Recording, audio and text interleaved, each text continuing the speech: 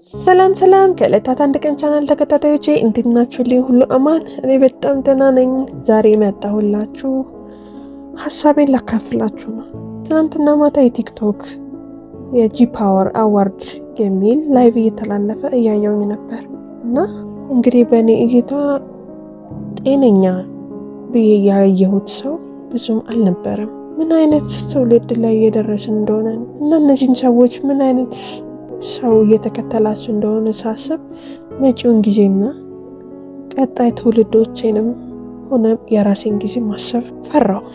አንድ በአስተሳሰቡ የምወድለት አላንዶ ቦቶን የሚባል ፈላስፋ ነበር። ስለ እውቅና ምን ይል ነበር መሰላችሁ?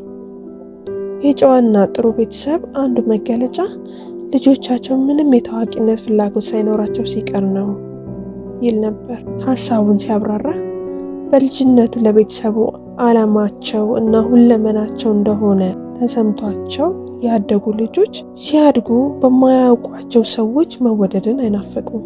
የማያውቃቸው ሰዎች አወቋቸውም አላወቋቸውም፣ ወደዷቸውም ጠሏቸውም ለእነርሱ ምንም አይደሉም። በልጅነቱ መታየት መወደድ ያልቻለ ሰው ነው ካደገ በኋላ ይህንን ከሌሎች ለማግኘት የሚጠራው።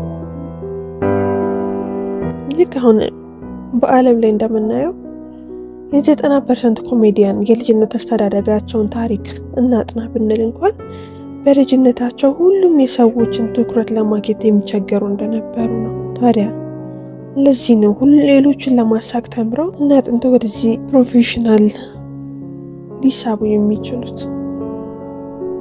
አብዛኞቻችን በሌሎች መደነቅ፣ መታወቅና ምርጥነታችን በሰዎች ሁሉ እንዲመሰከርልን እንፈልጋለን። የእኛነታችን ቫልዩ ወይም ቦታ ራሱ በተከተሉንና ባደነቁን ሰዎች ብዛት የሚወሰን ሆኗል።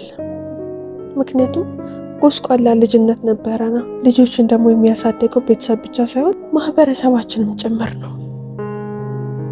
ታዲያ ዛሬ እንደምንመለከተው ሆነ ከትናንትናው አዋርድ ራሱ እንደምናየው በማህበራዊ ሚዲያ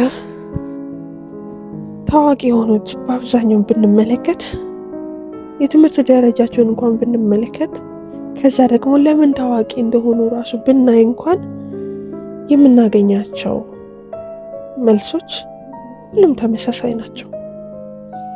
በትምህርት ደረጃቸው የወረዱ የኮንስፓይረሲ ንድፍ ሀሳብ የሚያራምዱ የሆነ ትልልቅ ሰዎችን የሚዘረጥጡና የሚያዋርዱ አይነት ሰዎች ናቸው የተከታይ ማዕት ያላቸው። የእነሱን የተከታይና የታዋቂነት መጠን እያዩ ደግሞ ብዙዎች ያን መንገድ እየተከተሉ ነው። ምክንያቱም እብድ የሆነ ነገር ማድረግ፣ ማህበረሰብ ያከበረውን ነገር ለጆሮ ጭው በሚል መልኩ አዋርዶና ፈንቅሎ መውጣት ነው የሚያስፈልገው። ሰግጥ ፈምስ የሚልም አባባል እየሰማን ያለ ነው። ከዛ በብዙዎች መታየት የላይክ ብዛት እና የሺዎችን እና የሚሊዮን ተከታዮችን ብዛት ማሳየት ወይም መሰብሰብ፣ ፎቶን ለጥፋለን፣ ጽሁፍን ለጥፋለን። ከዛ የሚሊዮን ተከታዮችና ላይኮችን መቁጠር ይሆናል ስራችን። አሁን መልሼ እንደምለው ፈላስፋውም እንዳለው የጥሩ አስተዳደግ መለኪያ የሚያሟላ ወላጅ ማግኘት በጣም ከባድ እየሆነ ነው። በሰው መደነቅና የሰው ዓይንን መናፈቅ የሌለበት ሰው ማግኘት ከባድ ሆኗል። ምክንያቱም የእውነተኛ ፍቅር እጦት ስላለብን። እውነተኛ ፍቅር ከየት እንደምናገኝ እናውቃለን። አምላኩን ቀረብ ያለ ሰው ያውቃል።